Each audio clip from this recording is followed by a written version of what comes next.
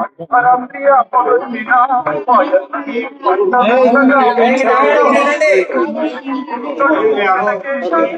నమస్కారం. నా పేరు హరీష్ గౌడ్, నా గ్రామం దర్పల్లి. అయితే ఇప్పుడు జరుగుతున్నటువంటి సర్పంచ్ ఎన్నికల్లో సర్పంచ్ అభ్యర్థిగా పోటీలో ఉన్నాను. అయితే ముందుగా రజక సంఘం మండల అధ్యక్షులు వినయ్ గారికి మరియు మన గ్రామ అధ్యక్షులు లక్ష్మణ్ గారికి, విజయ్ గారికి, బలరాం గారికి అందరికి కూడా నమస్కారాలు. అలాగే సంఘ పెద్దలకు మరియు మహిళలకు, అలాగే నా తోటి యువకులకు ప్రతి ఒక్కరికి నమస్కారం. నన్ను మీరు చాలా సార్లు చూసుంటారు. తెలంగాణ ఉద్యమంలో కావచ్చు, లేదా డిగ్రీ కళాశాల సాధన కోసం ఆమరణ నిరాహార దీక్ష చేసినప్పుడు మన హనుమాన్ టెంపుల్ పక్కన కావచ్చు, లేదా ఈ మధ్యలో ఎన్నికల ప్రచారంలో మీ ఇంటికి వచ్చినప్పుడు కావచ్చు, నేను ప్రతి గడపకు వచ్చాను. ఆ రోజు చాలా మంది నన్ను అడిగారు, ఒక్కడిగా తిరుగుతున్నావు హరీష్ ఎందుకు అని. నేను అన్నాను, అమ్మా ఓటేసేది నాకే, ఓటేసేది మీరే. సమస్య తెలుసుకోవాల్సింది నేనే. సమస్య గురించి వస్తే నా దగ్గర నన్నే అడగాలి. నేనే బాధ్యతాయుతంగా ఆ సమస్యను నెరవేర్చేలాగా ఉండాలి. కానీ మందిని మార్బాలని, నా ధనాన్ని అన్నింటినీ చూపెట్టి నేను అధికారం కోసం రాలేదు.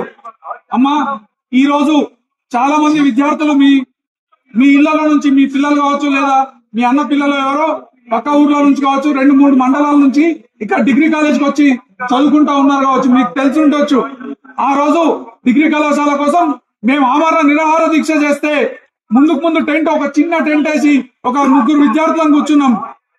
నేను, ప్రసాద్, అనిల్ అనే విద్యార్థి హార్ట్ ఆపరేషన్ అవడంతో అదే రోజు విరమింపజేసిన తర్వాత ప్రసాద్ అడిగిన, ప్రసాద్ కాన్స్టెంట్ గా కూర్చుంటే కూర్చుందాం, లేదా 2వ రోజు 3వ రోజు నీ ఆరోగ్యం క్షీణించినట్టయితే నువ్వు విరమించవచ్చని. ప్రసాద్ కూడా అన్నాడు, అన్న ఉంటే ఇద్దరం ఉందాం, తెస్తే ఇద్దరం చేద్దాం, తెస్తే ఇద్దరం డిగ్రీ తెద్దామని. ఈ రోజు మేము ఆ రోజు కూర్చున్న రోజు చాలా మంది మా టెంట్ ముందర నుంచి నవ్వుకుంటూ పోయారు. ఇవాళ ఉన్నటువంటి పెద్ద పెద్ద నాయకులు కావచ్చు, లేదా వ్యాపారవేత్తలు కావచ్చు, ఒక మాట అన్నారు, బ్యానర్ చదవంగానే ఆమరణ నిరాహార దీక్ష, ఏం రా ఒక్కరోజు కూర్చుంటే ఆమరణ నిరాహార దీక్ష అవుతుందా, ఏంది ఇదంతా అని చెప్పేసి.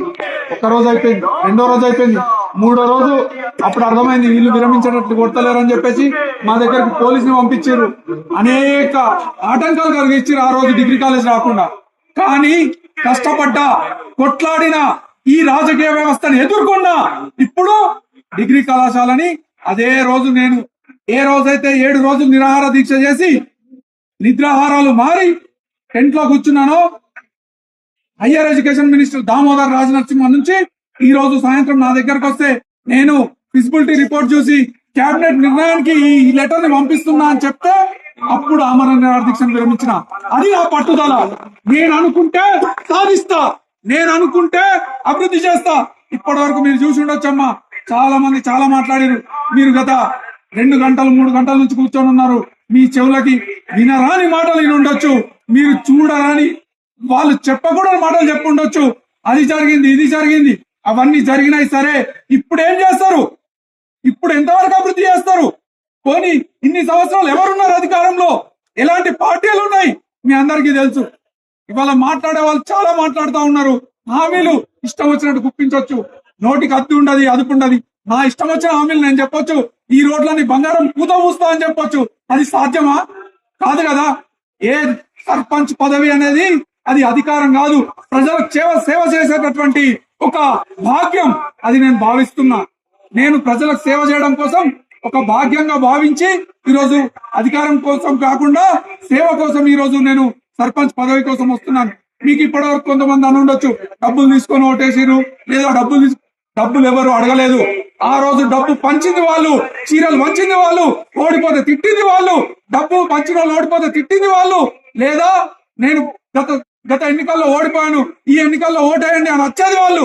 ఇట్లాంటి ఎన్నో జరుగుతున్నాయి. మీరు ఒక్కసారి ఆలోచించండి. ఓటర్ అనే వాళ్ళు చాలా బాగా ఆలోచించి నిర్ణయాలు తీసుకుంటారు. సమిష్టి నిర్ణయాలు ఉంటాయి. ఆ సమిష్టి నిర్ణయాల్లో భాగమే ఢిల్లీలో జరిగినటువంటి మార్పు.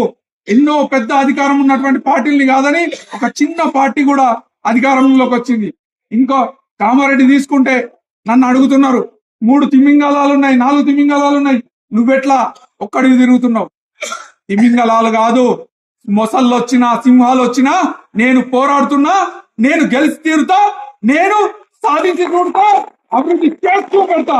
ఇది నాతో అయ్యేది. మీ అందరిని ఒకటే అభ్యర్థిస్తున్నామ్మా, చాలా మంది ఫాల్స్ అబద్ధపు హామీలు ఎన్నన్నా ఇస్తుండొచ్చు, కానీ సర్పంచ్ దగ్గర జరిగేది మాత్రం కొన్ని మాత్రమే. మురికి కాలువలు కావచ్చు, రోడ్లు కావచ్చు, స్ట్రీట్ లైట్లు, ఇళ్ల పర్మిషన్లు, లేదా ప్రాథమిక ఆరోగ్య కేంద్రాల నిర్వహణ కావచ్చు, అంగన్వాడీలు కావచ్చు, పెన్షన్లు కావచ్చు, ఇవి మాత్రమే ఉంటాయి. కానీ చాలా మంది చాలా చెప్తారు, నమ్మకండి. ఒక్కసారి ఆలోచించి మీ ఓటేయండి. నేను 10 సంవత్సరాల నుంచి ఎన్నడూ ఓటు అడగలేదు. ఈసారి ముందుండి కొట్లాడుతున్నాను. నన్ను ఆశీర్వదించండి. మీ సమస్యలు మీ ఇంటికి వచ్చి నెరవేర్చేంత నాకుంది.